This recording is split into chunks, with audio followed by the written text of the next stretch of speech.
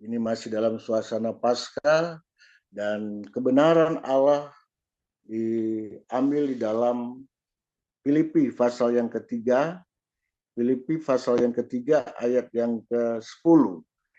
Filipi pasal yang ketiga ayat yang ke-10, firman Tuhan berkata begini, yang ku kehendaki ialah mengenal Dia dan kuasa kebangkitannya dan persekutuan di dalam penderitaannya, di mana aku menjadi serupa dengan Dia di dalam kematiannya. Jadi Bapak Ibu Saudara yang diberkati Tuhan, kita yakin dan kita percaya bahwa firman itu adalah kebenaran yang perlu disampaikan kepada mereka yang mau mendengar dan mau bertumbuh di dalam iman kepada Tuhan. Karena kalau kita hanya mendengar saja, itu akan berlalu dengan begitu saja. Tetapi kalau firman itu tertanam di dalam hati kita, itu akan memberikan pertumbuhan iman, kehidupan rohani kita akan semakin hari semakin bertumbuh. Kita akan melihat, kita akan merasakan sesuatu yang Tuhan lakukan di dalam kehidupan kita sebagai orang-orang yang percaya kepada Tuhan, agar supaya kita dapat memberitakan apa yang menjadi kerinduan hati Tuhan untuk membawa banyak orang datang dan percaya kepada Tuhan Yesus Kristus.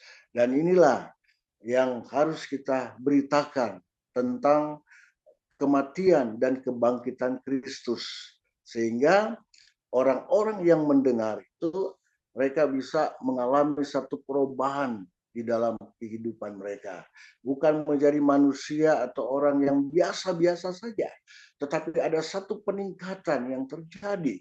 Karena apa? Karena kita mengakui secara pribadi bahwa Yesus dia telah mati, dia telah bangkit, dia telah menebus setiap kesalahan-kesalahan kita. Dan kalau kita kembali kepada kebenaran firman Tuhan, ini adalah ungkapan hati daripada seorang Paulus kepada jemaat yang ada di Filipi. Dan kita tahu bahwa Paulus ini adalah salah satu tokoh di dalam perjanjian baru yang mengalami perubahan hidup yang sangat gratis. Yang dulunya dia bernama Saulus, tetapi karena Tuhan yang menangkap dia, akhirnya dia bisa menjadi pribadi yang dipakai Tuhan dengan begitu luar biasa pada zaman itu. Di dalam Filipi, ini adalah salah satu tokoh di dalam perjanjian baru yang mengalami perubahan hidup yang sangat gratis. Itu adalah Paulus yang sebelumnya namanya adalah Saulus. Nah, di dalam Kisah Para Rasul pasal yang ke-8 dan pasal yang ke-9, bagaimana Saulus itu, yaitu nama lain adalah Paulus, dia adalah seorang Yahudi dan Farisi yang hatinya begitu berkobar-kobar untuk mengancam dan membunuh murid-murid Tuhan Yesus. Nah, Saulus bahkan diberikan, dia meminta izin agar diberikan kuasa untuk memburu semua pengikut Tuhan dan membawa mereka ke Yerusalem. Namun segalanya berubah ketika dia mengalami perjumpaan dengan Tuhan Yesus Kristus. Secara langsung dia boleh mengalami perjumpaan dengan Tuhan di dalam perjalanan menuju ke Damsik. Ya. Sehingga singkat ceritanya, setelah dia melalui proses yang tidak pendek, Saulus pada akhirnya dia dibimbing oleh para pengikut Kristus dan diterima dan di dalam lingkaran orang-orang percaya. Dia bisa diterima. Awalnya dia adalah seorang yang penganiaya, pengikut Kristus. Tetapi mengapa dia bisa diterima? Karena orang-orang yang ada di lingkaran Paulus pada waktu itu adalah orang-orang yang sudah mengalami satu perubahan hidup. Nah, karena apa? Karena kuasa kebangkitan itu yang mereka bisa alami. Nah, mereka bisa alami. Sehingga Alkitab mengatakan bahkan Paulus dia ikut di dalam persidangan penting ketika ada di Yerusalem seperti yang dicatatkan di dalam Kisah Para Rasul pasal yang ke-15, dan dia menjadi orang yang sangat berpengaruh pada zaman itu. Dia membesarkan gereja Kristen di abad yang pertama. Mengapa hal itu dia bisa alami dan dia bisa lakukan? Karena apa yang dikatakan di dalam Filipi pasal yang ketiga, ayat yang ke-10, dia boleh mengalami kebangkitan, kuasa kebangkitan itu yang memenuhi Rasul Paulus sehingga dia mengalami satu perubahan secara total. Nah, secara total, walaupun ada hal-hal yang Tuhan bisa izinkan dia alami, dia mengalami penderitaan, dia mengalami proses untuk membawa dia menjadi pelayan Kristus yang tetap teguh, tetap tangguh dalam menghadapi berbagai macam tantangan di dalam kehidupan ini. Nah, itu sebabnya Paulus dia memberikan satu gambaran tentang apa yang telah dikerjakan oleh Yesus di Golgota, ya kan? Dia mau menyelamatkan kita, dia mau mengangkat kita, dia mau mengampuni setiap kesalahan-kesalahan kita. Walaupun dia harus menjadi korban, mati di salib untuk menebus setiap kesalahan-kesalahan kita.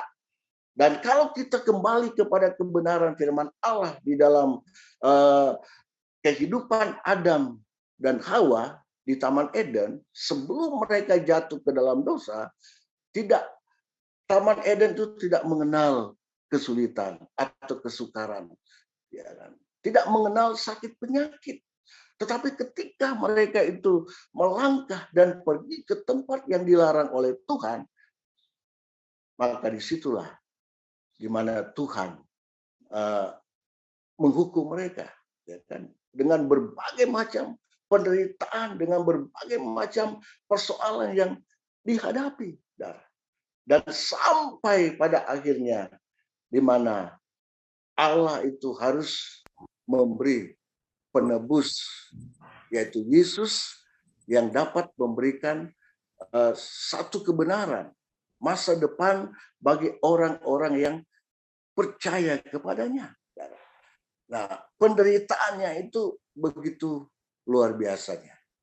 Paulus katakan dia mau mengalami penderitaan seperti apa yang dialami oleh Yesus. Nah, supaya apa? Supaya dengan penderitaan, dengan masalah yang dia hadapi, bukan membuat Paulus dia tidak semangat untuk melayani Tuhan, tetapi dia tetap diberikan sukacita walaupun dia harus melewati berbagai macam proses di dalam perjalanan pelayanannya, mulai dari perjalanannya yang pertama dalam penginjilan, kedua dan ketiga dan seterusnya.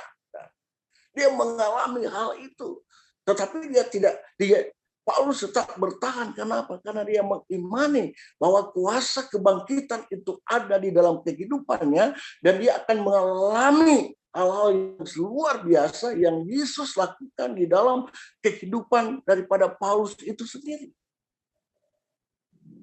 Dan di dalam ayat-ayat selanjutnya dikatakan dia mengorek kembali tentang masa lalunya, ya kan? Dia telah melupakannya, ya kan? Hal-hal yang lalu, dan dia mau melihat ke depan seperti apa yang harus dia lakukan di dalam pelayanan. Karena dia sudah mengalami satu perubahan total.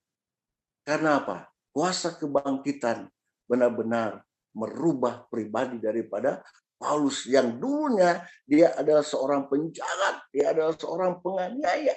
Tetapi Tuhan bisa merubah dia menjadi pribadi yang layak dan berkenan kepada Tuhan.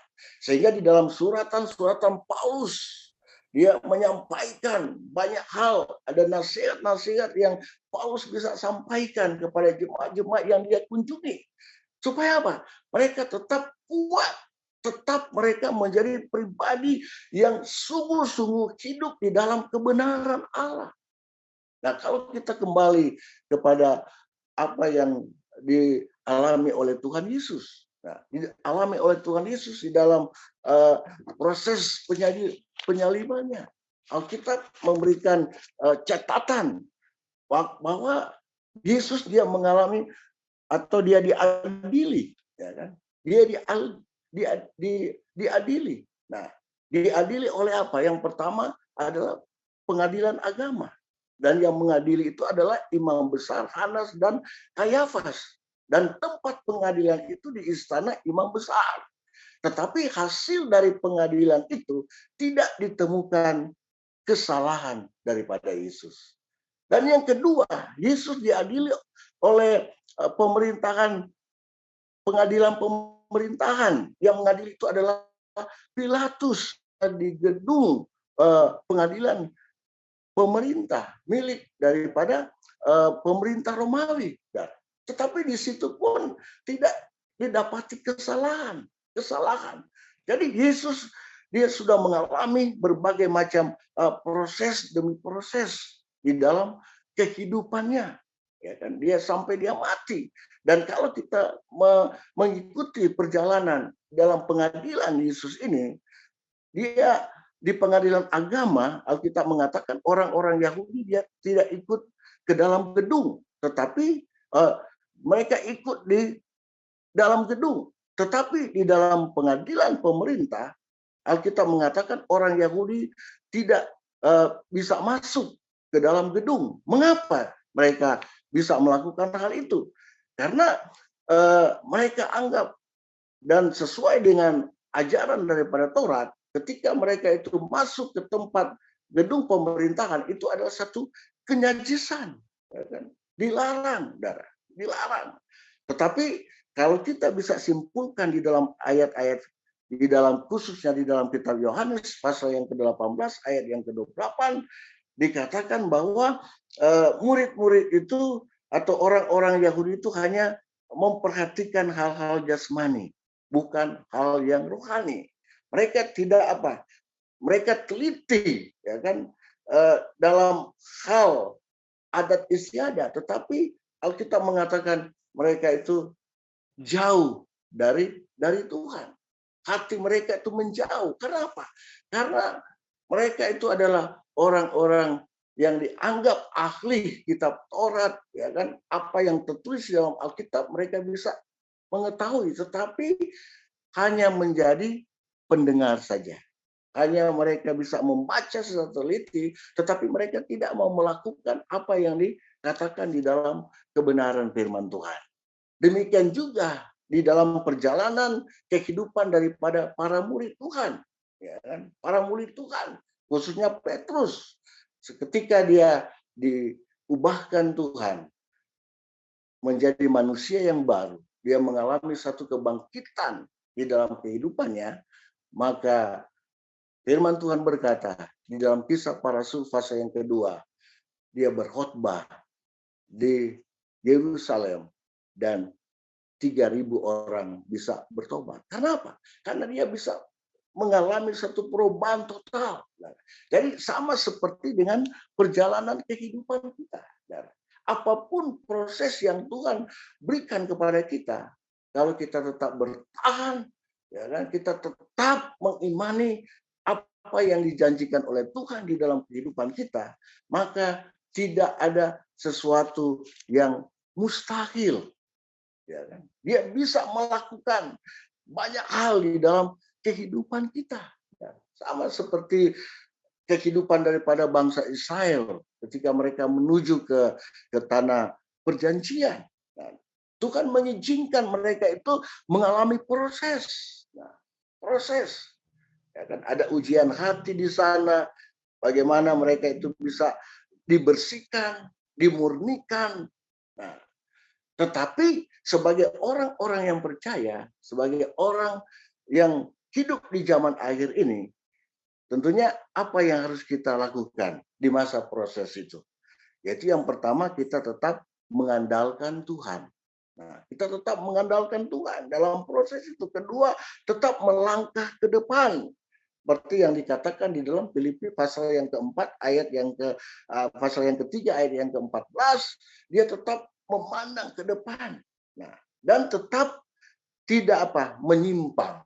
Nah, ke kiri atau ke kanan, tetapi dia tetap melakukan apa yang diajarkan di dalam kebenaran firman Tuhan. Bukan hanya soal jangan menyimpang, tetapi tetap berbuah. Nah, tetap bangun hidup kita dengan kualitas iman. Nah, kualitas iman. Kenapa? Karena kuasa kebangkitan itu sudah dia berikan di dalam kehidupan kita. Kadang-kadang kita mengalami proses tanpa kita mungkin sadari, tanpa kita tiba-tiba itu datang di dalam kehidupan kita. Nah, makanya sadar atau tidak, hidup yang sedang kita jalani ini adalah ibarat sebuah sekolah. Nah, sebuah sekolah, disitulah kita diproses belajar, pembelajaran terjadi. Banyak hal yang dalam kehidupan ini yang bisa kita jadikan bahan, ya kan, bahan pertimbangan, ya kan, kita bisa mengalami hal-hal yang luar biasa di dalam kehidupan kita sebagai orang-orang yang percaya kepada Tuhan. Nah, kita bisa melewati, ya kan, daerah itu dalam perjalanan kehidupan kita. Kadang kita harus melewati kerikil-kerikil, batu-batu besar, tikungan-tikungan tajam, dan juga lembah-lembah yang curam. Tetapi kita tidak perlu takut. Seperti apa yang dikatakan oleh Paulus, dia sudah mengalami kebangkitan di dalam Kristus. Di dalam Kristus. Nah, di dalam kitab 1 Korintus pasal yang ke-15, di situ dikatakan, kalau Yesus dia tidak dibangkitkan, maka sia-sialah pengiringan kita kepada Tuhan. Tetapi karena dia bangkit, maka ada harapan yang Tuhan berikan di dalam kehidupan ini. Karena terkadang Tuhan izinkan kita melewati padang gurun yang gersang dan tandus. Nah, kalau kita bicara tentang padang gurun, itu adalah gambaran kehidupan yang tidak enak, ya, tidak nyaman, dan penuh dengan kesulitan. Nah, tetapi di balik itu kita akan mengalami kemenangan. Karena apa? Kemenangan oleh salib Kristus yang terus mengentar kita, terus bisa melihat sesuatu yang luar biasa yang Tuhan lakukan di dalam kehidupan ini. Nah, itu sebabnya kita kembali kepada apa yang dikatakan oleh Paulus di dalam ayat yang ke-10, yang ku kehendaki ialah mengenal dia dan kuasa kebangkitannya dan persekutuan di dalam penderitaannya, di mana aku menjadi serupa dengan dia di dalam kematiannya. Nah, dia akan menjadi serupa, ya kan, dengan Kristus dalam kematiannya. Artinya di sini bahwa kehidupan Paulus yang lama itu dia sudah kuburkan, dia sudah tinggalkan, dan dia bangkit dalam satu kehidupan yang baru. Jadi apa yang harus kita lakukan sebagai hamba-hamba Tuhan, sebagai pelayan-pelayan, ya kan, sebagai orang yang percaya, kita tetap menjadi serupa dengan Kristus, ya kan? Dalam kehidupan kita sehari-hari. Nah, kehidupan kita sehari-hari kita harus menjadi berkat sehingga orang-orang lain bisa melihat kita, ya, bisa melihat kita bagaimana kehidupan kita yang hidup di dalam Kristus. Nah, di dalam Kristus. Nah, kalau kita bicara tentang murid, ya kan, syarat untuk menjadi murid itu, ya tentunya apa yang dikatakan oleh Yesus, untuk menjadi murid yang baik dan berkenan kepada Tuhan, dia harus menyangkal diri dalam Injil Lukas 9 ayat yang ke-23. Nah, menyangkal diri. Nah, jadi penyangkalan diri ini adalah ada hubungannya dengan takut akan Tuhan. Dalam kitab Yakobus pasal yang kedua 17 sampai 22 dikatakan bahwa Abraham dibenarkan karena perbuatannya. Nah, dia dibenarkan oleh karena perbuatannya. Jadi yang dimaksud dengan memikul salib di sini, yang layak menjadi murid Tuhan, bagaimana yang dikatakan di dalam Lukas 14 ayat 27 dan Matius 10 ayat 38, yang artinya di sini yang layak bagi Tuhan, dan salib ini merupakan suatu berbicara tentang pengalaman, ya kan, yang negatif bagi semua orang.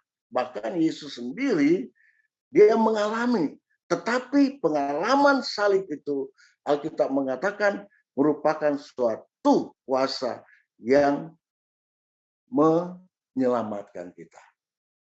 Kuasa untuk menyelamatkan kita. Untuk apa? Membuat kita lebih lagi menjadi pribadi yang berkenan kepada Tuhan. Karena kita hidup dalam dunia yang penuh dengan masalah, hidup di dalam dunia yang penuh dengan tantangan.